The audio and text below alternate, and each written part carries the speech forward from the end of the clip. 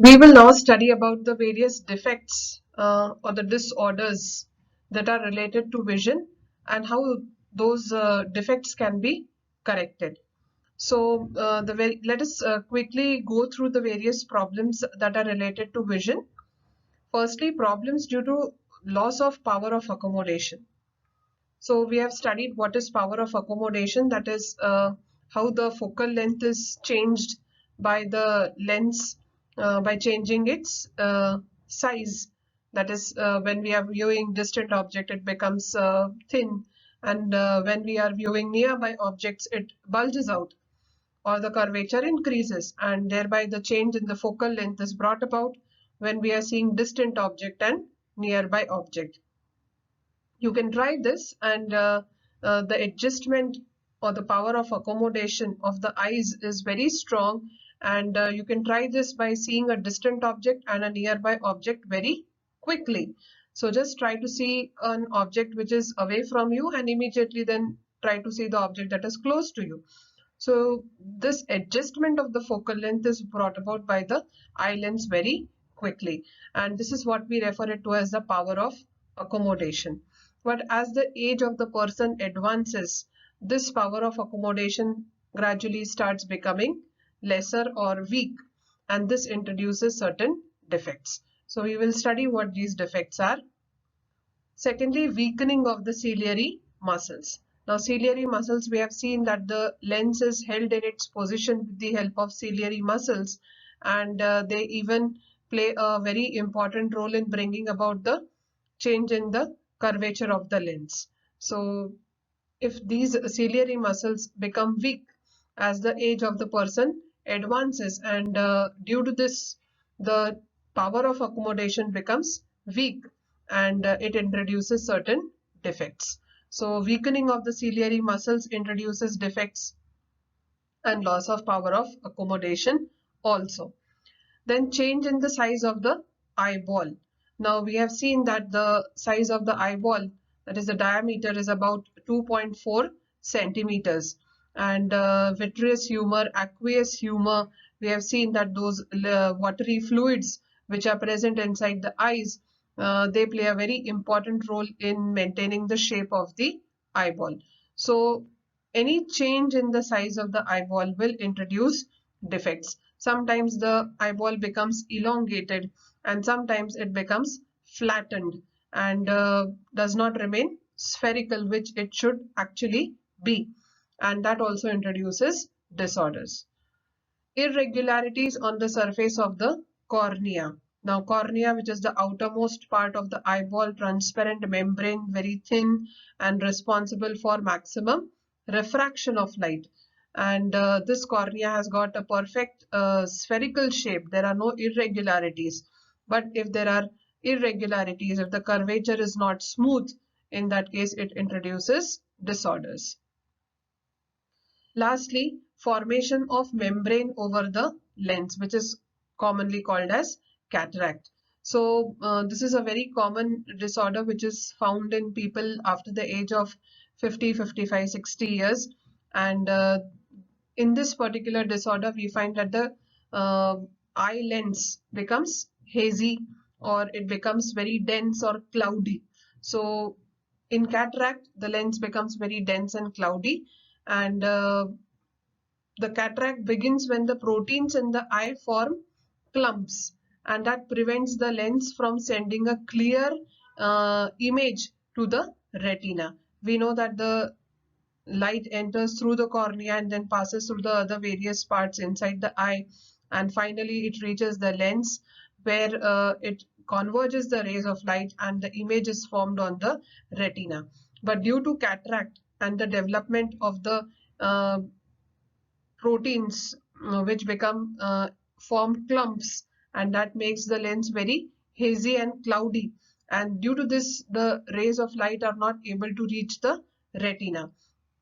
And retina also, we know that it's a light sensitive screen. If light doesn't refract properly over it, you will not be able to see the objects. So the function of the retina is to convert the light that is coming in through the lens into signals, that is electrical signals, and then it sends to the brain via the optic nerve.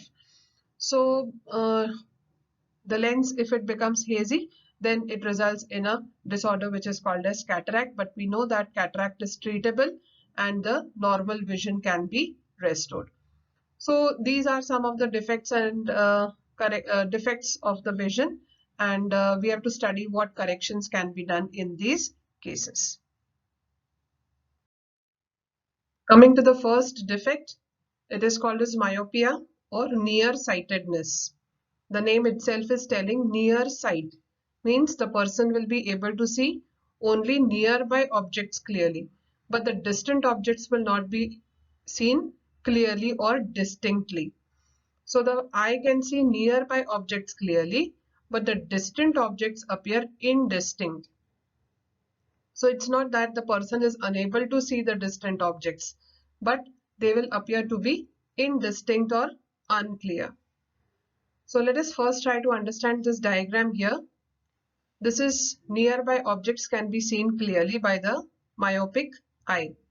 So here the rays are coming from a nearby object, and required changes in the focal length are brought about by the eye lens.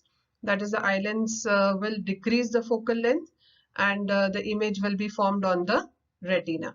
So this is for nearby objects, because nearby objects can be seen clearly. Now coming to the myopic eye, that is the defect. The person is not able to see the distant objects clearly. So the rays of light coming from a distant object are parallel. So you have to show parallel rays of light. And now you can see that after falling onto the eye lens, they are all converging here. That is, they are converging in front of the retina. Now this is happening due to the increase in the converging power of the eye lens. The converging power of the eye lens has increased, and as a result the rays, they converge before they reach the retina. That is, they converge at a point in front of the retina. So the image that will be formed on the retina will not be clear, and the person will not able to see the distant objects clearly. Now let us first try to understand the reasons, all reasons that are responsible for myopia. So the first reason, high converging power of the lens, that we have just now seen, that due to the high converging power, the rays converge before they reach the retina. Second reason, curvature of the lens and cornea increases. Now you must remember here that whenever you are seeing distant objects, the lens becomes very thin and the focal length is maximum. So exactly reverse happens here. You find that the curvature of the lens and cornea increase. So the curvature increases means the lens bulges out. So instead of becoming thin, it bulges out, or the curvature increases. Even cornea, the curvature increases. Muscles near the lens do not relax sufficiently. So ciliary muscles we had talked about, and due to the advancement in age, the ciliary muscles become weak, and therefore they do not relax sufficiently so as to increase the focal length, and hence focal length decreases. So as a result of all these things, the focal length remains small, and the person is not able to see the distant objects clearly.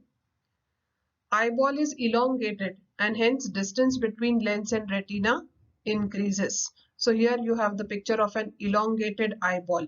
Now this is the length of the normal eye, that is, this is the dotted line which they have shown here.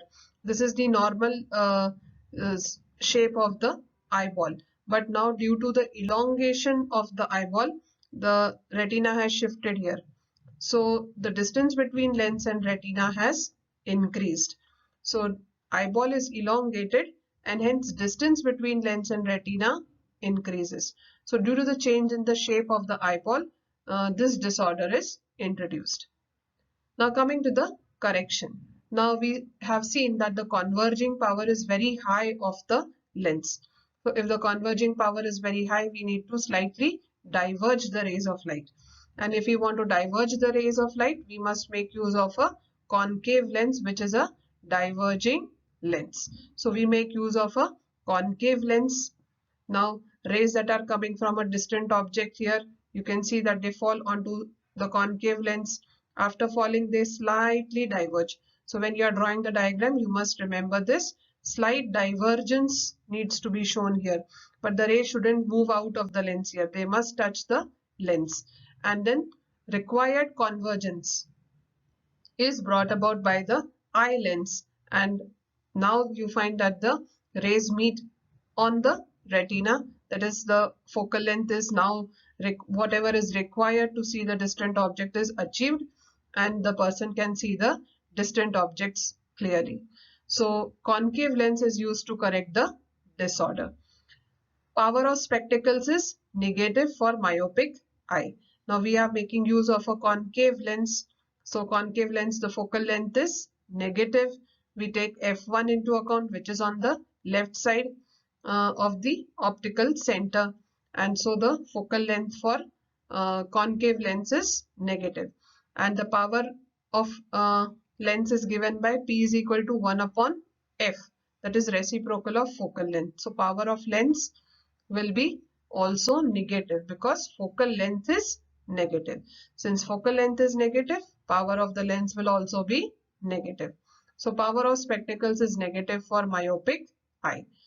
So I hope you have understood this first disorder, that is myopia or nearsightedness.